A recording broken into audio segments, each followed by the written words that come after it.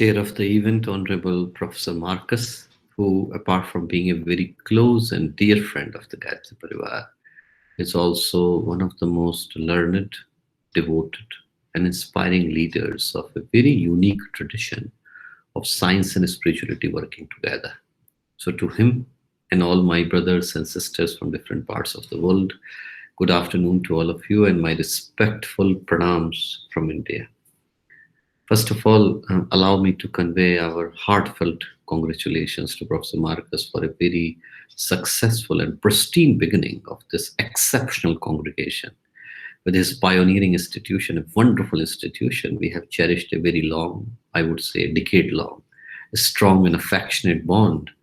And the news of this auspicious start on a very sacred day brings earnest happiness to our hearts, and we now look forward to continue providing all the possible supports to him to strengthen his academic endeavor even further. The theme that he has chosen for today's event is so pertinent and so timely, most wonderful. But before I dwell further on the subject, allow me to say few words on the contemporary circumstances which are most extraordinary. And I'm trying to send this message to you in those exceptional circumstances from the lap of Ma Ganga, foothills of mighty Himalayas. We are surrounded by them. And from Shantikunj, which is the headquarter of Gayatri Parivar with 150 million members all across the globe.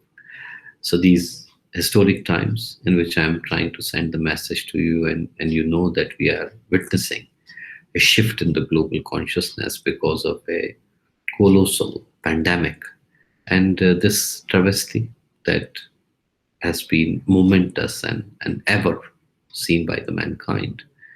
And when we attempt to evaluate the current times in the background of such calamity, then the present times could easily be called as unprecedented. And in such times, the significance of the divine possibility that wisdom tradition offers and the significance of what we aim to accomplish through today's congregation, it becomes of utmost significance more than ever before. And when we try to think about the spiritual dimension of the consciousness, then the way I see it is that our hunt, and when I say our, I'm referring to the humanity. So our hunt as humanity together for perfection is coming from a deep instinct to discover an eternal and absolute and timeless truth. And that comes along with a desire to manifest the fullness of my hidden possibilities. Because I believe that deep down, each of us is trying to search for an eternal and final freedom. And without reaching to a higher consciousness, the life continues to give us a feeling of imperfection and incompletion. Somehow, there is a feeling that something is missing. Because without knowing who I really am and what my purpose is in this vast existence, then everything that I do appears to be unfulfilling and futile. So naturally, the question comes that why this task of knowing who I really am is so difficult. Ideally, it should have been an effortless task. No one needs to tell a flower to be a flower or a dog to be a dog. Then why on earth human beings need to be gently cajoled towards embracing the humanity? After all, every other being in the universe appears to be in sync with its existence. We, on the other hand, seem to have lost our internal compasses. Our emotions and identities are frequently in conflict, clouded, fragmented. It is therefore right to ask that why we have lost our integrity. Why do we feel so divided? Why do we suffer so much with this internal conflict? And finding the answer to that question would take us to the spiritual dimension of the consciousness. Because I believe that one of the major reasons for our failure to attain an inner congruence and harmony is caused by the world that we are born into. because our inner inspirations and the expectations of the world from us, they do not seem to be aligned together. It seems that world does not want us to be what we are born to be.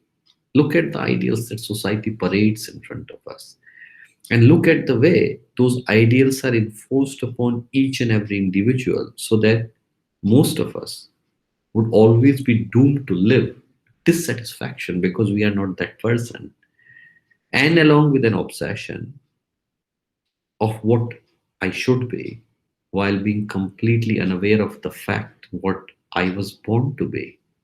Knowing what I was born to be is a transformation of the consciousness, and I'm trying to run after a very pseudo and fake identity. So, apart from a split personality, a fractured self, and a very unhappy individual, what else such an obsession can offer?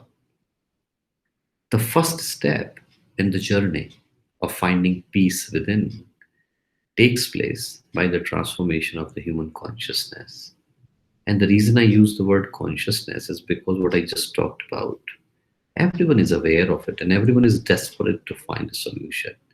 But unfortunately, our efforts are focusing only on the external measures, like changing the law, changing the regulation, changing the acts, which are important, but they cannot bring a total transformative change unless there is a change in the mindset. The change that I talk about is not the one that happens if I change externally, like I change my clothes or I dye my hair or I get tattooed, but it is the substantive change in our personalities that Gurdev mentioned as global transformation of consciousness. And I believe it is important to, when I mention Gurudev, Pandit Sharma Acharya, it is important to mention what he did. He was such a prolific scholar of modern India that he wrote more than 3,000 books in Hindi and Sanskrit. Imagine that. And also started a revolutionary movement called Thought Transformation Movement, Vichar Kranti Abhiyan, which now has more than millions of members and thousands of centers worldwide. And he talked about inner transformation, Atmanirman, as the key to change the consciousness of the world. It is important to quote what he said on the current circumstances, and that he was writing in 1987. He said that while the current circumstances they look dark and gloomy, they should not bring fear or despair to us. Rather, we should embrace them like a call of action, because they are a sign. They are a sign that we are born at a time when entire mankind is called to accomplish a completely new level of collaboration between different nations, races, religions, sectors, society. For the first time in the history, all the people of the world are called to accomplish that they never accomplished before, which is to work together as one single family. And to accomplish that, you need to have a refined, elevated, higher consciousness. And at the end, as Professor Marcus has asked me to do, I would like to say a Rigvedic prayer that I have chosen for today's auspicious event. And this prayer is the cornerstone of dharmic traditions and also the founding philosophy of our organization called Gayatri Parivar. So this is the mantra of Gayatri that I would do. It is addressed to Ma Gayatri, who is the creator of the universe, giver of the life, and we ask her to guide us to the Sanmarg, which means the righteous, illumined path. And after doing the mantra of Gayatri, I would like to do the Shanti mantra or Shanti prayer of Yajurveda.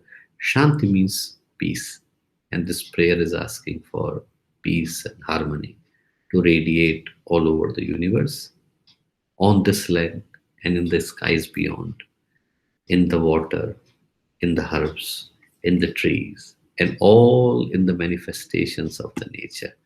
So I will do the Gayatri mantra, followed by the mantra peace, Shanti mantra. Om Bhurbhuvah Swaha Tatsaviturvarenyam भर्गो देवस्य धीमहि धियो यो नः प्रचोदयात्।